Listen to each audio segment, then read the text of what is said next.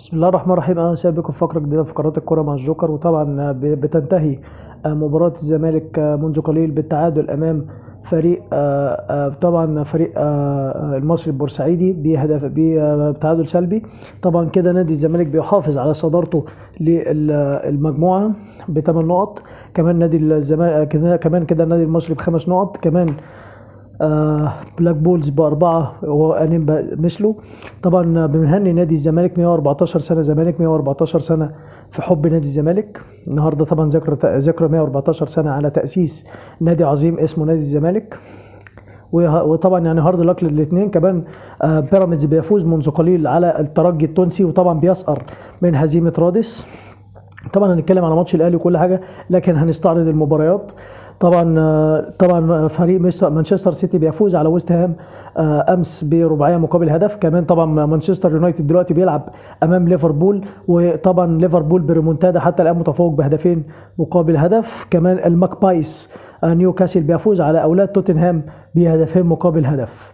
طبعا يا اخوانا دي ابرز المباريات. هنتكلم بقى على مباراه الاهلي وبلوزداد. وقلنا يا جماعه النادي الاهلي في فريق كبير، فريق عظيم، لكن في مشاكل كتير. طبعا الاعلام المحايد بتاعنا ده في حته تانية خالص. ده بقى اللي في حته تانية مش الشناوي. طبعا هزيمه انا شايفها هزيمه مستحقه. النادي الاهلي لعب مباراه سيئه جدا. كولر انا بقولها والله العظيم مدرب مفلس. يعني انت عندك بيرسي تاو دكه، وبتلعب كريم الدبيس هاف وهو باك. وكريم الدبيس انت اصلا ما اديتوش فرصه مطلقه. خالد عبد الفتاح ما اعرفش ده ازاي في الاهلي مع كل الاحترام والتقدير، عامل زي مصطفى شلبي كده في الزمالك. الشناوي بيتشرط، اكرم توفيق بيتشرط. يا جماعه يا اعلامنا يا محايد، مع كل الاحترام للاهلاويه، زي ما بتجيب هنا هات هنا. ده اللي انا بقى بتكلم فيه. طبعا يعني كولر بيقول لك انا عايز صفقات وعايز وعايز وعايز. عارفين اللي والله العظيم يا كولر انت في مشكله بينك وبين لجنه التخطيط عشان حوار الصفقات. وعلى فكره دي نفس المشكله اللي في اداره نادي الزمالك. الاثنين عندهم بطء شديد قوي في حته الصفقات، بطء شديد في حته الصفقات. طبعا حته تجديد زيزو كلنا عارفين طبعا ان زيزو خلاص يعني شبه جدد، لكن لسه الرسمي يا ترى هيجدد يا ترى هيمشي حتى الان. يعني هو فعلا اصلا زيزو متوتر في الحته دي. طبعا حوار فيرمينيو انا ما زلت بقول انا بالنسبه لي ده حوار فيستك ملوش اي لازمه. طبعا كمان في كلام عن التعاقد السيتي مع مرموش، وطبعا مبروك لمرموش واتمنى له الصراحه التوفيق مع مانشستر سيتي. هنتكلم بقى على يعني طبعا اشتعال المجموعه بتاعت الاهلي كمان بعد فوز اورلاندو بايرتس. اورلاندو بايرتس بيفوز يا جماعه على استاد ابيجان بثلاثيه، وطبعا كده باورلاندو بايرتس بيتصدر مجموعته. المجموعه دي دلوقتي اورلاندو بايرتس بتصدر مجموعه النادي الاهلي. وطبعا هيبقى مباراه الاهلي واورلاندو بايرتس الجايه هتبقى على نار ساخنه. طبعا الاهلي عنده مباراه بعد بكره امام سموحه في الدوري، وكمان النادي الزمالك عنده مباراه ابو قير للاسمده. وتيم اف سي يفجر مفاجاه كبيره جدا بالفوز على الاتحاد السكندري بهدفين مقابل لا شيء. طبعا المقاولين لك كل التقدير والاحترام، لعب امام طلائع الجيش مباراه جميله جدا وبركلات الجزاء للاسف ما اسعفتوش. طبعا يعني بقى بنرد على الاعلام اللذيذ بتاعنا. اعلامنا لذيذ، انتوا الاعلام كله سايب حوار تجديد، سايب مع كل الاحترام النادي الاهلي، سايب مشاكل الاهلي وبيتكلم على الزمالك.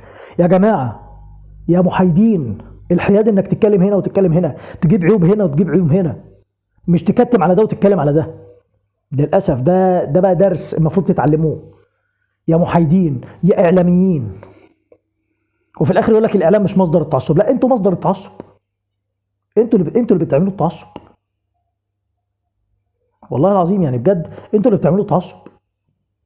ما تجيش تقولي لا للتعصب وانت مصدره. طبعا يا اخوانا يعني مش هنتكلم بقى على بعض التصريحات العبيطه اللي بتطلع دلوقتي. يعني طبعا خالد الغندور بيقول لك ان في ناس من اداره الزمالك عايزه جروس يمشي. هو لحق يشتغل يا كابتن خالد يا بندق؟ والله العظيم يعني فعلا يعني اللي ماشيين مع الرايقه حلوين قوي. طبعا يا اخوانا كمان النادي الاهلي مشاكل. واكرم توفيق حتى الان في كلام انه تعاقد مع الشمال القطري. طبعا طلبات اكرم توفيق انه الراجل عايز 25 مليون في السنه وعايز يبقى فئه اولى. طبعا فئه اولى في النادي الاهلي يعني كلنا عارفين طبعا اللي بتبقى بكام، من 25 ل 30. دي الفئه الاولى. طبعا يعني الشناوي والتشريط، طبعا انا هنتكلم بقى على اسباب انحدار النادي الاهلي في دقيقتين بقى، في دقيقه بس. مفيش عدل، لان فعلا انا والله العظيم رغم ان انا بكره شوبير، لكن مصطفى شوبير حارس ممتاز، حارس يستحق فرصه. حمزه علاء اثبت انه حارس جميل جدا، ويطلع ممكن يطلع اعاره وترجعه تاني. الشناوي ما تشرطش.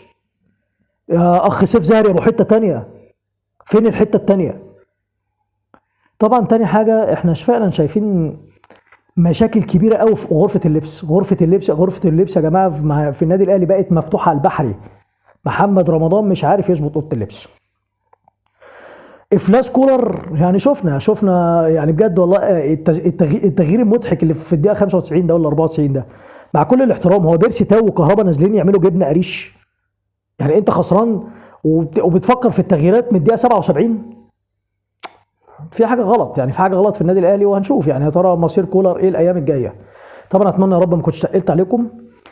حافظ الله فلسطين. ما تنسوش تدعوا لاخواتكم في شهداء غزه، وربنا رب يحمي رجال الجنين. بردا وسلاما على اهل غزه. نختم بخير ختام، وهي الصلاه على نبينا محمد عليه افضل الصلاه والسلام. اترككم في رعايه الله وامانه وحفظه. السلام عليكم.